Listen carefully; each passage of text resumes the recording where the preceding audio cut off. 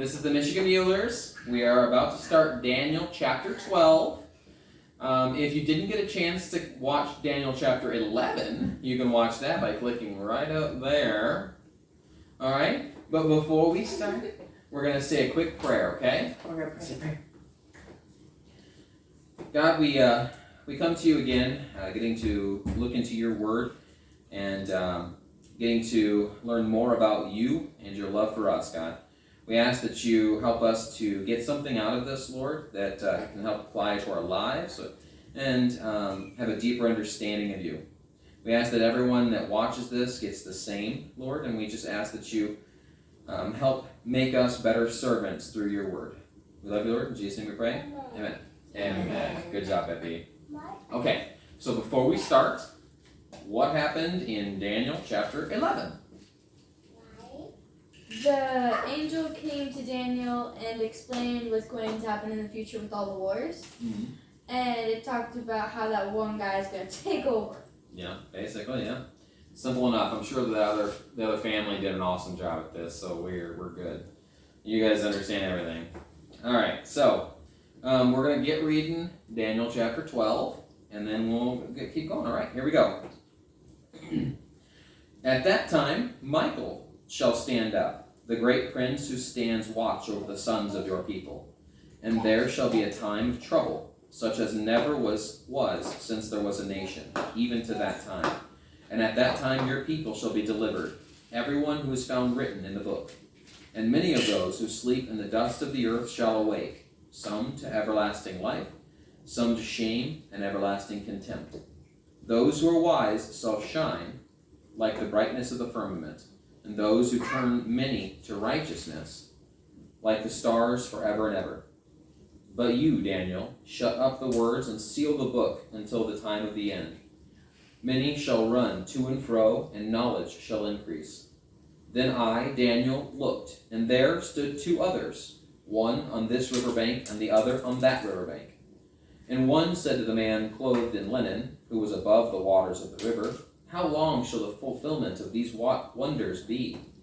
Then I heard the man clothed in linen, who was above the waters of the river, when he held up his right hand and his left hand to heaven, and swore by him who lives forever, that it shall be for a time, times, and half a time, and when the power of the holy people has been completely shattered, all these things shall be finished.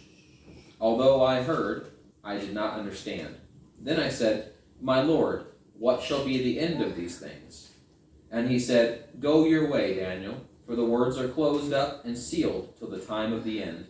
Many shall be purified, made white and refined, but the wicked shall do wickedly, and none of the wicked shall understand, but the wise shall understand. And from that time that the daily sacrifice is taken away, and the abomination of desolation is set up, there shall be 1,290 days. Blessed is he who waits and comes to the 1,335 days. But you, go your way till the end, for you shall rest and will arise to your inheritance at the end of the days. All right, that is the end of Daniel. All right, so Daniel chapter 12. What happened? It's a short chapter. A lot happened. Mm-hmm. So what are those lots? Okay, so what happened? So I know you're listening.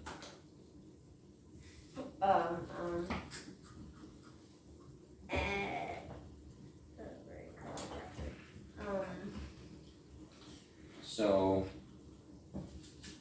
talks about the end times. He talks about the end, yeah. How about you help him out?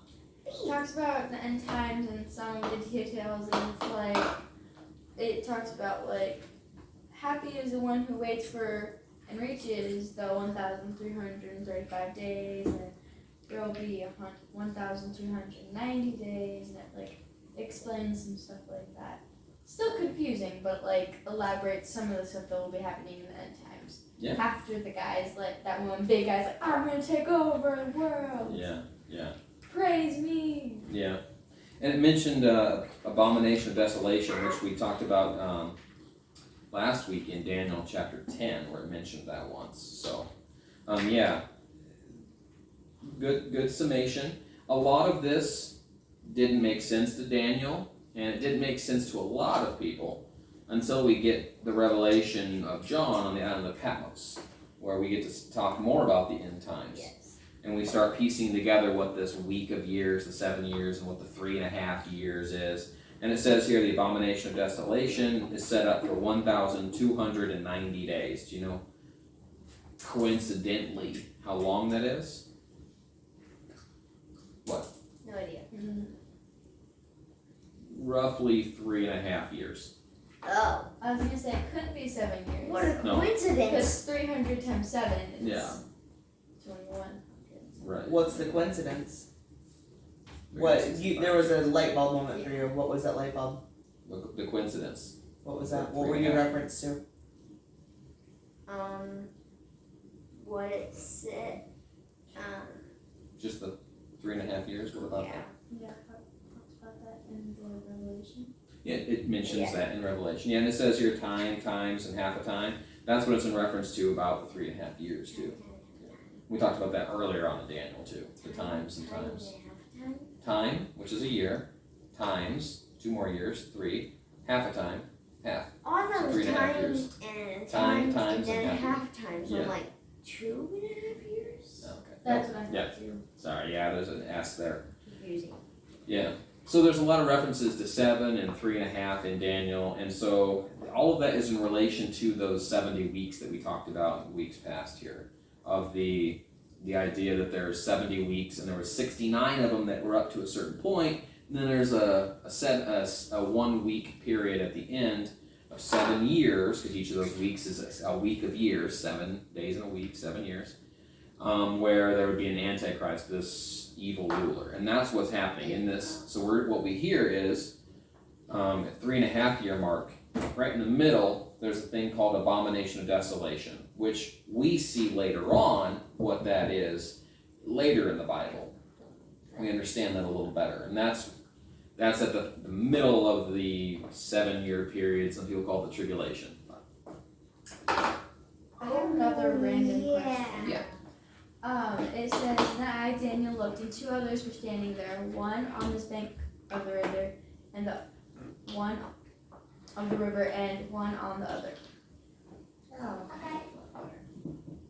What's the question? I was gonna ask, where is the other banks? It says one of them is above the river, but they both are on like the bank of the river. Right.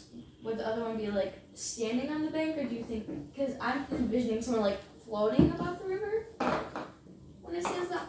Floating Maybe river. it was a bridge. So basically what you need to piece together is that it's talking about this great river that I think it says the Tigris, or is that that might have been the last chapter we covered, chapter 10. So anyway, it's this great river. So remember this vision, that's what it was. Chapter 10 is when he had that angel come down and he fell over at the riverbank, right? He fell over at the river, the great river Tigris. And so this is all still happening around the Tigris. So he's saying in this vision he saw an angel here and an angel there, or a man or whatever, right? On either side of the river. So it was just, he saw one here, he saw one there. Yeah, I realized the answer to the question as soon as I started rereading it. Yeah, yeah. That's, what I was like, That's never usually how we mind. get our answers. We just go back to the Bible and see where that is. Okay. Any other questions, Bob? Anything make sense or not make sense to you?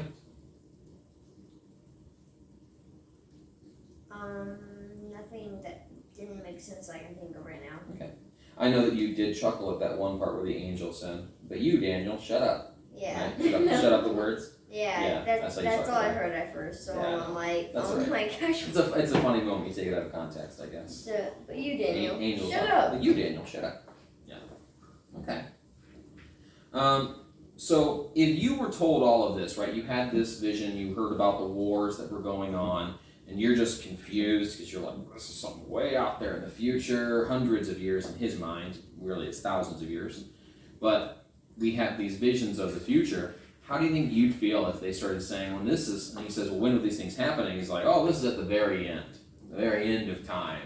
1,290 days after the abomination of desolation. So, how do you think you'd know? How do you think you'd feel if an angel was telling you all this stuff about future wars and stuff, and then your whole countrymen are all excommunicated, basically.